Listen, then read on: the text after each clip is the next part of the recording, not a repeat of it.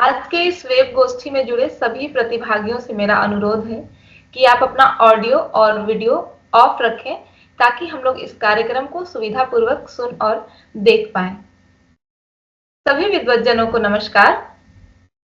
मैं बबली कुमारी आज के इस राष्ट्रीय वेब गोष्ठी में आप सभी का हार्दिक अभिनंदन करती हूँ।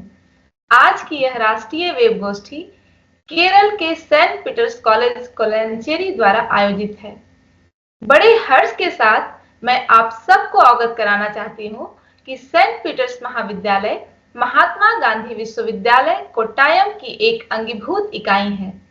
1964 में स्थापित यह महाविद्यालय आज एक स्नातकोत्तर महाविद्यालय के रूप में प्रतिष्ठित है।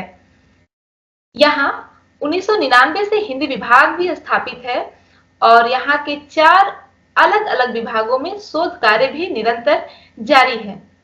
कॉलेज का आदर्श वाक्य the wise shall inherit glory अर्थात बुद्धिमान महिमा को विरासत में पाएंगे। आज महाविद्यालय अपने इन्हीं आदर्श वाक्य को चरितार्थ कर रहा है। महाविद्यालय के प्राचार्य डॉक्टर विनुजा जोसेफ और हिंदी विभागाध्यक्ष डॉक्टर सिंधु पी कौमा जी के कुशल नेतृत्व में यह महाविद्यालय निरंतर प्रगति के पथ पर अग्रसर है।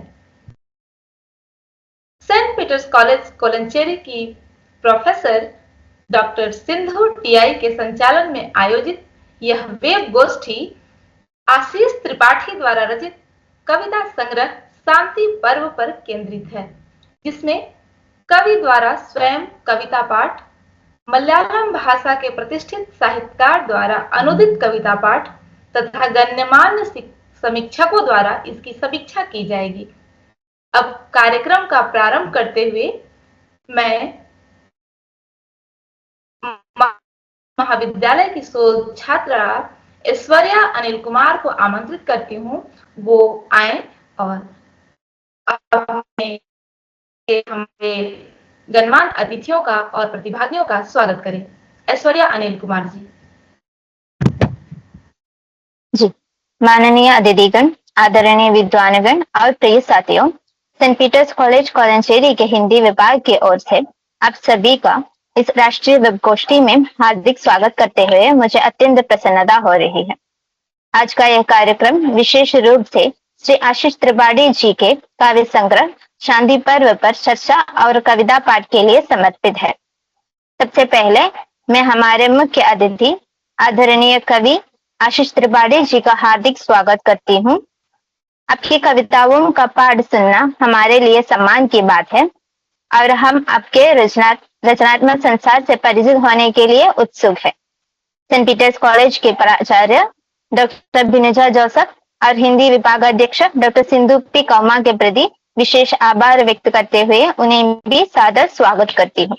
साथ ही डॉक्टर संजय जी और डॉक्टर बिंदुमोल जी का भी हार्दिक स्वागत करती हूँ। संजय जी ने आशीष जी की कविताओं का अनुवाद किया है, उनसे हम अनुवाद पाठ सुनेंगे। अपनी समीक्षात्मक दृष्टिकोण साझा करते हुए हमारी चर्चा को और अधिक समृद्ध और ज्ञानवर्धक बनाने के लिए हमारे साथ उपस्थित है प्रोफेसर शांति नायर, प्रोफेसर श्री शंकराचार्य संस्कृत विश्वविद्यालय कालड़ी केरल, प्रोफेसर भरत प्रसाद, प्रोफेसर पूर्वोत्तम पर्वतीय विश्वविद्यालय शिलोंग मेघालय, डॉक्टर विशाल विक्रम सिंह, सहायक आचार्य राजस्थान विश्वविद्यालय जयपुर। हम आप सभी का इस कार्यक्रम में स्वागत करते हुए अत्यंत गर्व महसूस कर रहे हैं। इस कार्यक्रम की संचालिका डॉक्टर सिंधु टीआई का भी मैं हार्दिक स्वागत करती हूँ, जिनके कारण आज आभारी मंच की यह चर्चा हुई है। आपको आज की चर्चा की वीडियो विभाग के यूट्यूब चैनल में भी मिल जाएंगे। इस कार्यक्रम की सफलता आप लोगों की उपस्थिति ही है। भारत के विभिन्न विश्वविद्यालयों और महाविद्यालयों के प्राध्यापक बंधु और शोध छात्र इसमें उपस्थित है। आप सभी की उपस्थिति से यह कार्यक्रम और भी सार्थक और सफल होंगी। हमें पूरा विश्वास है कि आज की यह चर्चा सभी के लिए ज्ञानवर्धक और प्रेरणादायक होंगी। आप सभी को एक बार फिर बहुत स्नेह और आदर के साथ स्वागत करती हूँ। धन्यवाद। अब हम लोग कार्यक्रम की ओर बढ़ते हैं और मैं कुछ पंक्तियों से अपने इस कार्यक्रम की शुरुआत करूंगी। जो राजकीय घोषणा तालियां नहीं बजाएंगे, संदेह के दायरे में होंगे असहमत लोग अछूत की तरह। धीरे धीरे फेंक दिए जाएंगे नए दक्षिण टोलों में। विरोधियों के लिए समाज से बाहर पृथक यातना गृहों की आवश्यकता न होगी। परिवार ही यातना गृहों में तब्दील हो जाएंगे। संविधान की पोथी सिर्फ राजकीय अनुष्ठानों में पूजी जाएगी। कभी कभी उसके कुछ संत वाक्यों को मंत्रों की तरह सुनाया जाएगा राष्ट्रीय प्रसारणों में। जैसी यथार्थ पंक्ति के माध्यम से हमारे समय की कई आंतरिक परतों को भेद कर उसके अंतर विरोध और विडंबनाओं से गुजरते हुए आशीष त्रिपाठी सर की कविता संग्रह शांति पर्व अपने समय का वास्तविक चेहरा तलाशने की कोशिश करती है। समकालीन वरिष्ठ कवि त्रिपाठी सर का दूसरा काव्य संग्रह है यह, जिसमें कुल 38 कविताएं संग्रह है, जो 4 भागों में विभाजित है। इसमें उम्मीद, स्मृतियां और वर्तमान जैसे विषय प्राथमिक तौर पर सामने आते हैं। अभिव्यक्ति की सहज रवानगी के साथ यह कविता संग्रह गहरे भावबोध और प्रकृति की दरिया रीली जाहिर करती है।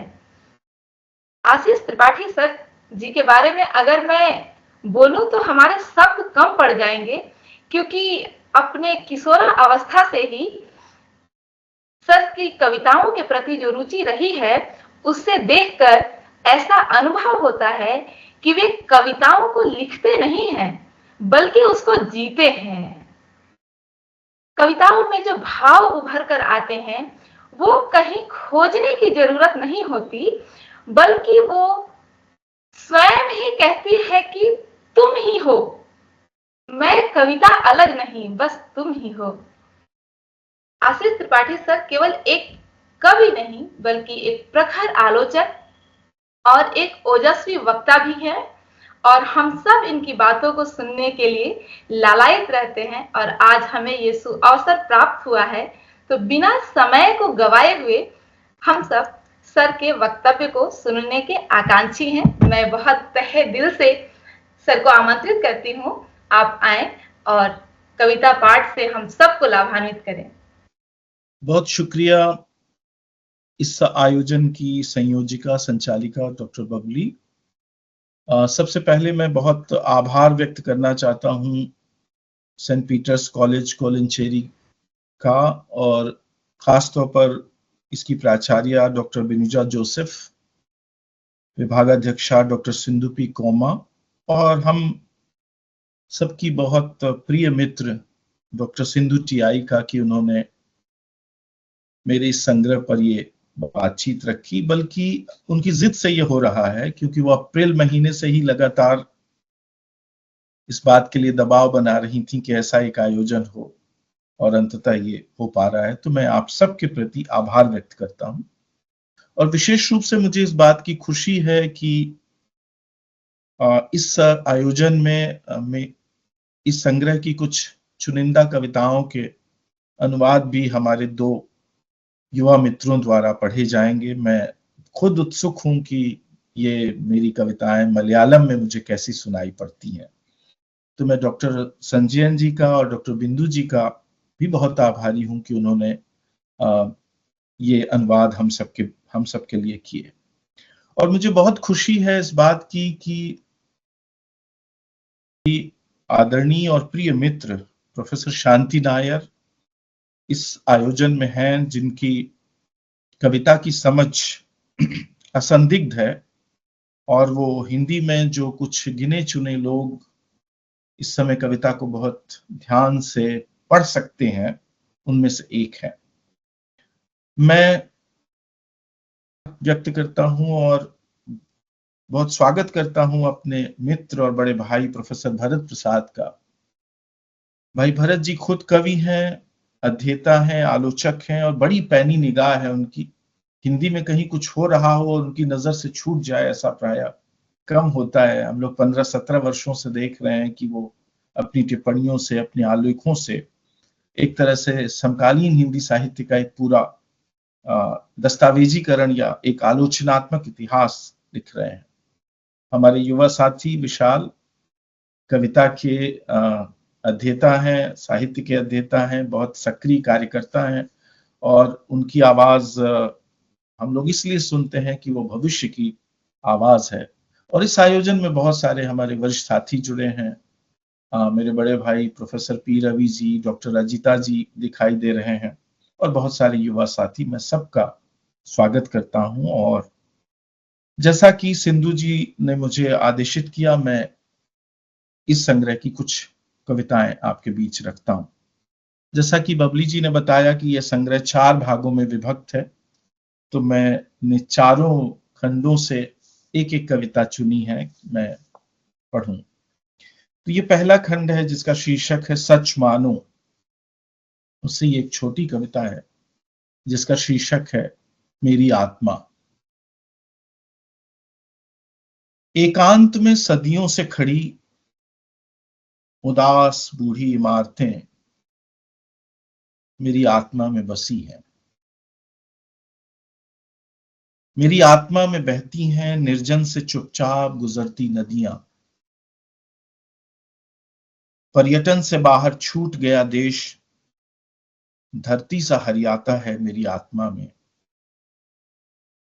रात और भोर की संधि में चुपचाप जागते तारे मेरी आत्मा में जगमगाते हैं।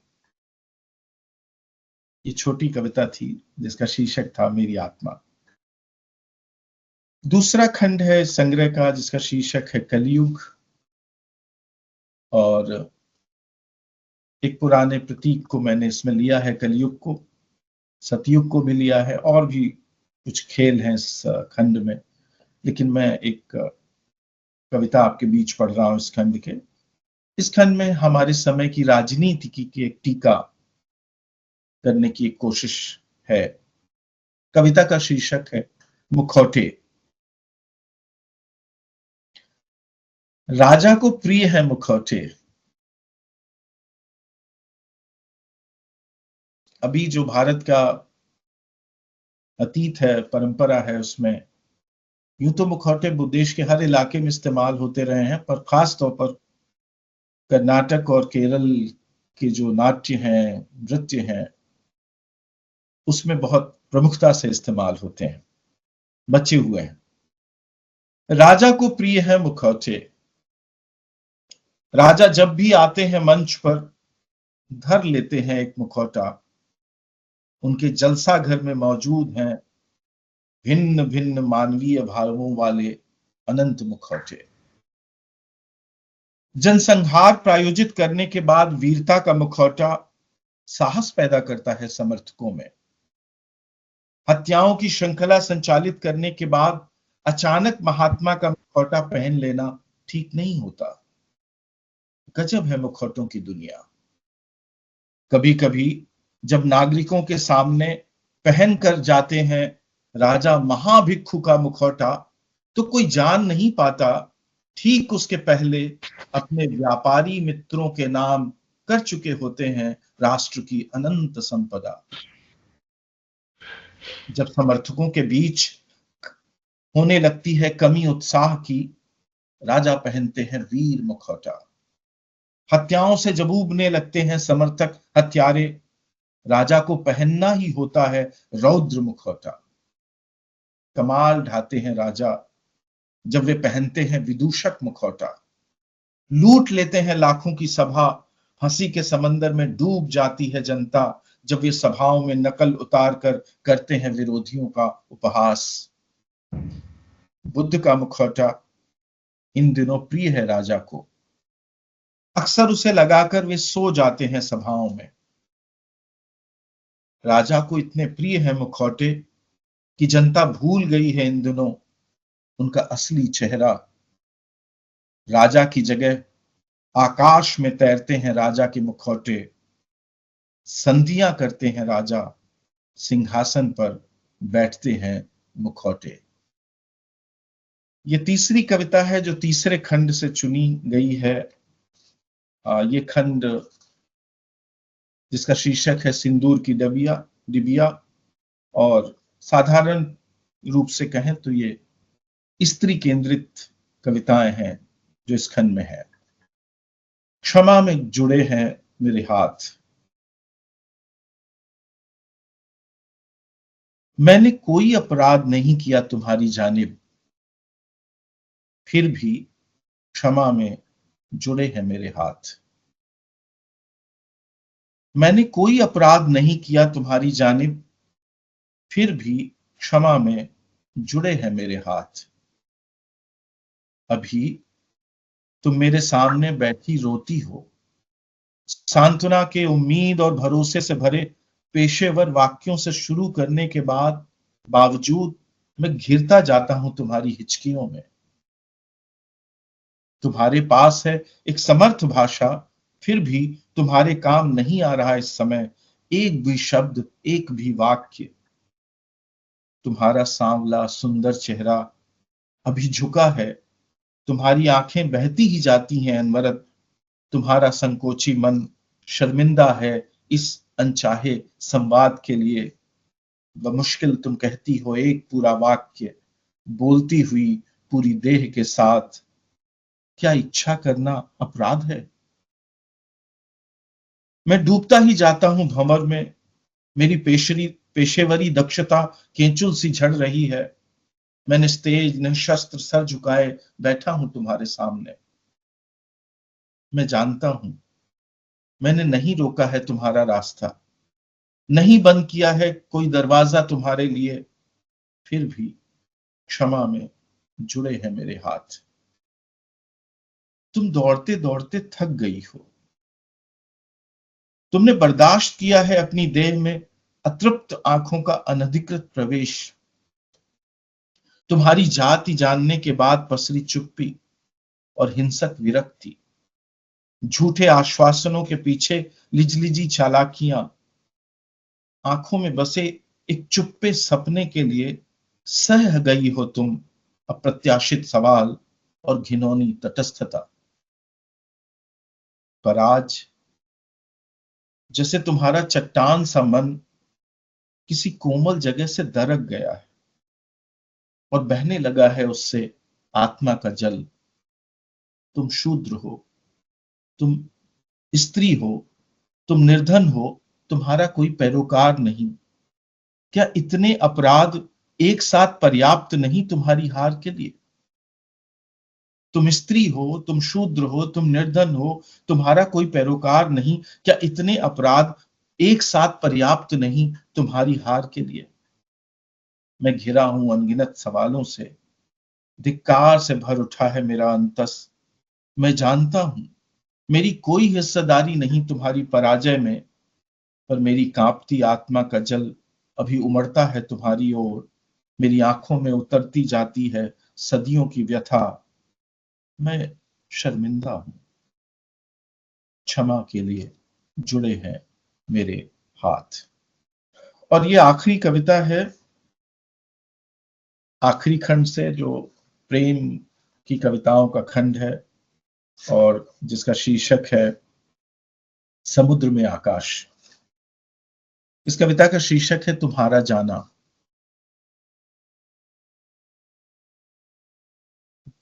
तुम्हारा जाना जैसे कुछ छूटा जाता है हाथ से, जैसे कुछ उड़ा जाता है फिसल कर हवा में। पांव कांपता है अकेलेपन में, आंखें देखना नहीं चाहती हैं दृश्य, पर लालच से देखती रहती हैं दृश्य खत्म होने के बाद भी। आंखों में बस जाता है अंतिम दृश्य, पीछे से दिखती है तुम्हारी पीठ और तुम्हारा मुड़कर देखना। अभी थोड़ी देर पहले यह दृश्य जीवित था, गतिमान, अब आंखों में ठहरा है स्मृति सा। जाना और उदासी जुड़वा है। तुम बरसों पहले गई थी इस तरह जैसे अभी अभी गई हो। तुम बरसों पहले गई थी इस तरह जैसे अभी अभी गई हो। समय के पार से आती है उदासी और जाना जीवित हो जाता है ठीक अभी अभी कटे फल सा ताजा। ये कविता थी तुम्हारा जाना।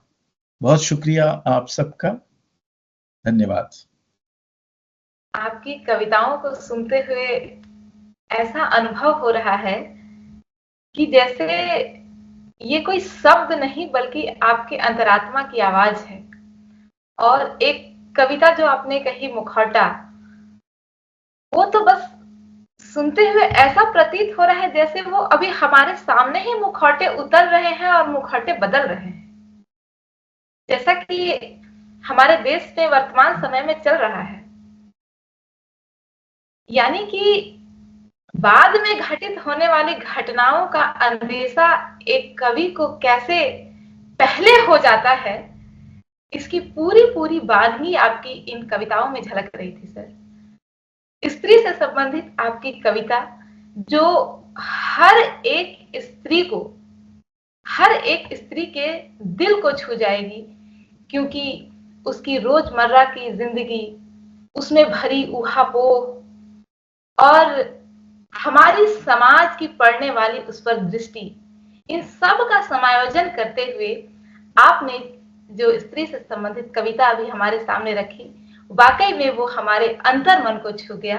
बहुत बहुत धन्यवाद सर आपका। और अब मैं शांति पर्व कविता की मलयालम भाषा में अनुवाद करने वाले आदरणीय डॉक्टर संजयन सर को आमंत्रित करना चाहती हूँ, जो सनातन धर्म कॉलेज आलापूजा केरल के हिंदी विभाग में सहायक आचार्य हैं। सर आप आए और शांति पर्व कविता का मलयालम भाषा में अनुवाद सुनाकर हमें अनुग्रहित करें। शांति पर्व के कवि आदरणीय आशीष जी और इस कार्यक्रम के संचालिका और प्रेरणादायक अध्यापिका सिंधु जी, आज के समीक्षक मेरे प्रिय अध्यापक शांति जी,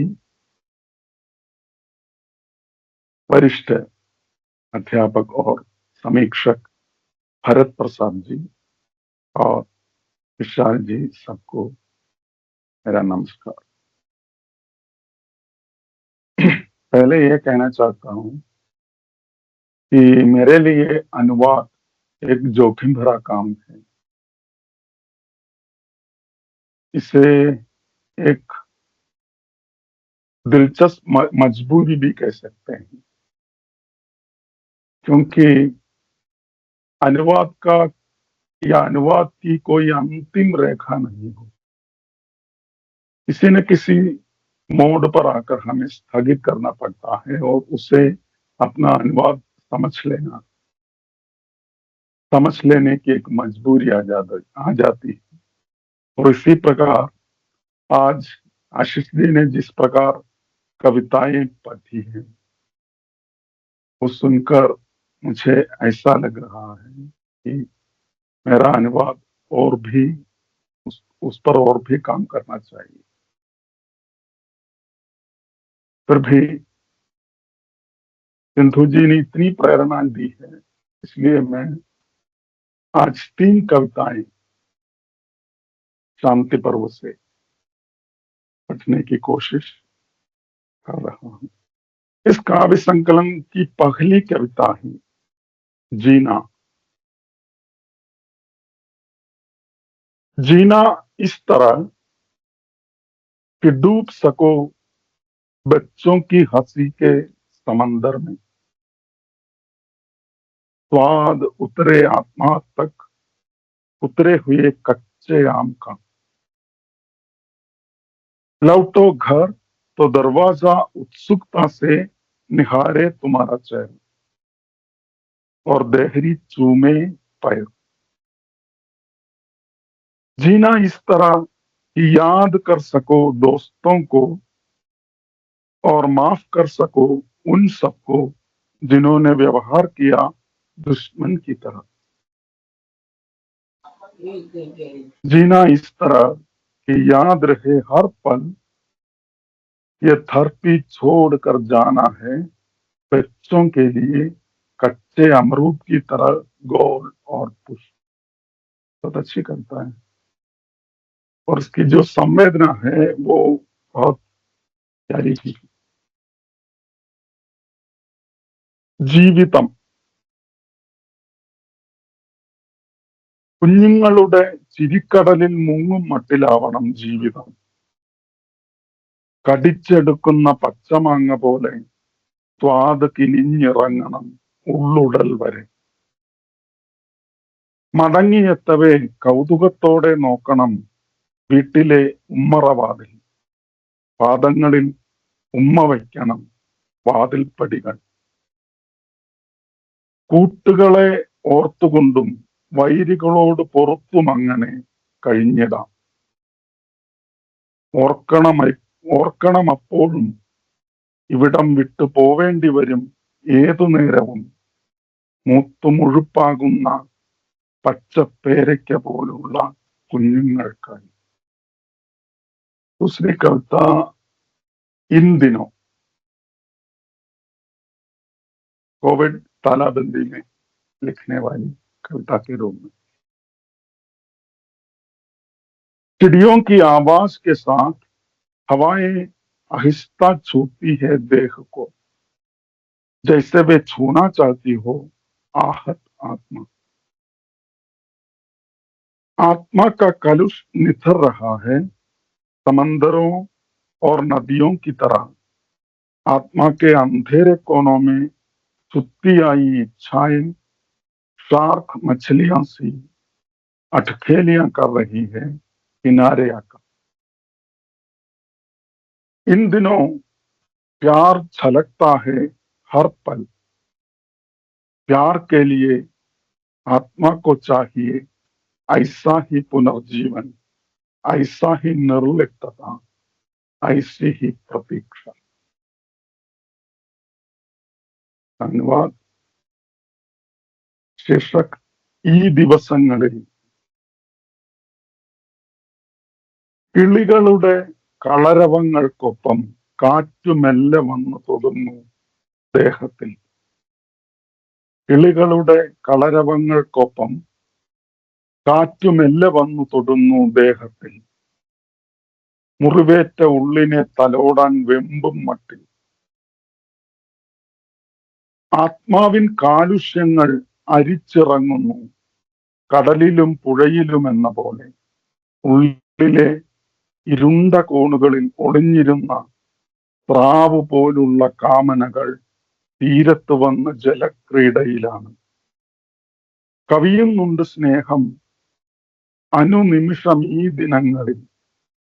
സ്നേഹത്തിനായി ഉണ്ടാകണം ഇത്തരം പുതുപ്പിറവികൾ, അകൽച്ചകൾ, പ്രതീക്ഷകൾ. पटकी हुई थाली. अच्छी कविता है, बहुत अच्छी कविता है. पटकी हुई थाली.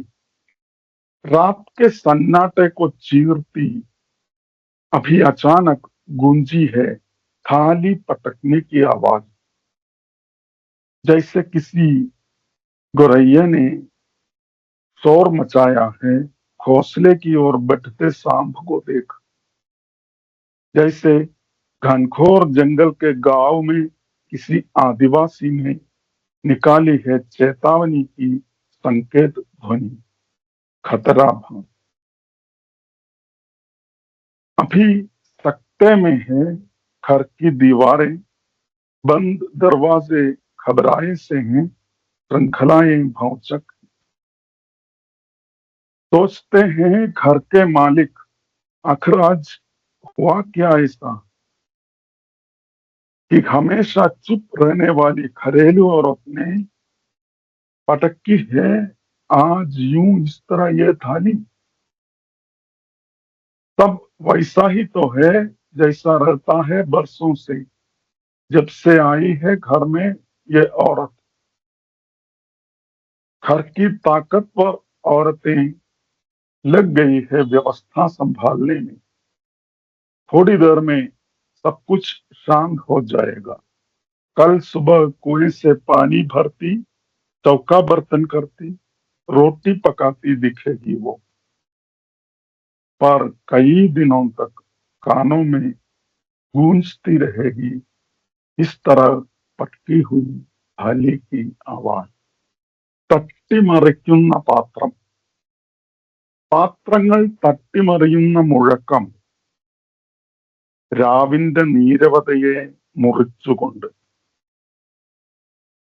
കൂട്ടിലേക്ക് ഇഴഞ്ഞെത്തുന്ന സർപ്പത്തെ കണ്ട് കോലാഹലം കൂട്ടുന്ന കുരുവിയെ പോലെ. ആപത്ത് മണത്തറിഞ്ഞ് കാട്ടുഗ്രാമത്തിൽ ഒരു ആദിവാസി താക്കീതിന്റെ അടയാള ശബ്ദം പുറപ്പെടുവിക്കും പോലെ അന്ധാളിച്ചു നിൽക്കുകയാണിപ്പോൾ വീടിൻ ഭിത്തികൾ. അടഞ്ഞ വാതിലുകളാകെ പരിഭ്രമത്തിലും ആശയക്കുഴപ്പത്തിലായി ചങ്ങലപ്പൂട്ട്. ഗൃഹനാഥൻ വല്ലാത്ത ചിന്തയിലായി. എപ്പോഴും ശാന്തമായി മൗനം പാലിക്കാറുള്ള വീട്ടുകാരിക്ക് ഇന്ന് എന്തു പറ്റി? പാത്രങ്ങൾ തട്ടിമറിച്ചൊച്ചയുണ്ടാക്കാൻ. എല്ലാം പഴയതുപോലെ തന്നെയാണല്ലോ. ബലമുള്ള കുടുംബ സ്ത്രീകൾ സ്ഥിതി നിയന്ത്രണത്തിലാക്കുന്നു. അല്പനേരം മതി എല്ലാം ശാന്തമാവാൻ. നാളെ രാവിലെ കാണാൻ പറ്റും അതേ വെള്ളം കോരൽ, അടുപ്പ് കൂട്ടൽ. നാളെ രാവിലെ കാണാൻ പറ്റും അതേ വെള്ളം കോരൽ, അടുപ്പ് കൂട്ടൽ, അപ്പമുണ്ടാക്കൽ, അടിച്ചുവാരൽ. എങ്കിലും കുറച്ചുനാൾ ചെവിയിലുണ്ടാവും പാത്രങ്ങൾ തട്ടിമറിയുന്നതിന്റെ മുഴക്കം. ധന്യവാദം. धन्यवाद सर। मलयालम भाषा की तो मैं बहुत अधिक जानकारी नहीं रखती, पर फिर भी मुझे जितनी प्यारी हिंदी में कविता सुनने में लगी, बस उतनी ही प्यारी या उससे ज्यादा प्यारी मुझे आपकी कविता मलयालम में सुनने में लगी। मुझे बहुत अच्छा लगा और शायद यहाँ पे जुड़े सभी प्रतिभागियों को भी ये बहुत अच्छा लगा होगा। बहुत धन्यवाद सर आपका। अब मैं सेंट पीटर्स कॉलेज कोलंचेरी की मलयालम विभागाध्यक्ष बिंदु मोल जी से अनुरोध करती हूँ कि वो शांति पर्व कविता संग्रह की एक कविता है पुराने घर, जिसका उन्होंने हाल ही में मलयालम भाषा में अनुवाद किया है, वो उसे हम सबके समक्ष रखें। बिंदु मोल मैम। सभी को नमस्कार। मैंने प्रसिद्ध कवि आशीष जी के काव्य संग्रह शांति पर्व से पुराना घर कविता का अनुवाद किया है। हर यहाँ केवल एक रूपक है। अतीत की यात्रा के दौरान मिले सारे घाव और निशान बस अवशेष है। अतीत तो अतीत है, उन यादों का गीलापन और जलन आगे की यात्राओं का भोजन बन जाते हैं। यह कविता जीवन की यात्रा को संदर्भित करते हैं। कवि घर के प्रतीक के माध्यम से उपरिवर्तनीय अतीत और उसकी जटिल यादों को संदर्भित करता है। पुराना घर പ്രൊനൗൺസിയേഷൻ അത്ര കൃത്യമാണെന്ന് അറിയില്ല, എങ്കിലും ഞാൻ ഹിന്ദി കവിത ചൊല്ലുകയാണ്. खड़ा हूं बरसों पहले छूट गए किराए के घर के सामने घर, जिसने कई कठिन सालों में छांव थी और साथी रहा अकेलेपन का। आज यहाँ धूप है, छाया का एक भी टुकड़ा नहीं है मेरे हिस्से, खुला नहीं है कोई दरवाजा मेरे लिए। अतीत की एक भाग चाहते की तरह तनी है मेरी आत्मा पर, देह धूप से तब रही है। പഴയ വീട്. വർഷങ്ങൾക്ക് മുമ്പേ വിട്ടുപോന്ന വാടക വീടിന്റെ മുന്നിൽ കഠിനകാലത്തിലെ തണൽപ്പച്ച, ഒറ്റപ്പെടലിലെ കാവൽക്കൂട്ട്. ഇന്ന് മിവിടുണ്ടു വെയിൽ, എന്റേതായൊരു നിഴലില്ലിവിടെ, എനിക്കായി തുറക്കാത്ത വാതിൽ. ഇന്നും ഇവിടുണ്ടു വെയിൽ, എന്റേതായൊരു നിഴലില്ലിവിടെ, എനിക്കായി തുറക്കാത്ത വാതിൽ. പിരിയുന്നു ഉട പോലെ പഴമധുരമാത്മത്തിൽ, ഉടൽ പൊള്ളുന്നു വെയിലിൽ. പിരിയുന്നു ഉട പോലെ പഴമധുരമാത്മത്തിൽ, ഉടൽ പൊള്ളുന്നു വെയിലിൽ. धन्यवाद। बहुत बहुत धन्यवाद मैम। कैसे कोई कविता कभी भी किसी भाषाओं में बंद कर नहीं रहती, उसके लिए एक गगन, विस्तृत गगन है और वो कहीं भी जा सकती है, किसी भी भाषाओं की सीमा को पार पा सकती है। और सच में हिंदी भाषा में रचित शांति पर्व कविता संग्रह की अन्य भाषाओं में अनुवाद को सुनकर आज ये पंक्ति चरितार्थ होती हुई नजर आती है कि कविताओं की या हृदय की वेदना या भावों की कोई सीमा नहीं होती, वो किसी भी सीमा से परे है। बहुत बहुत धन्यवाद मैम।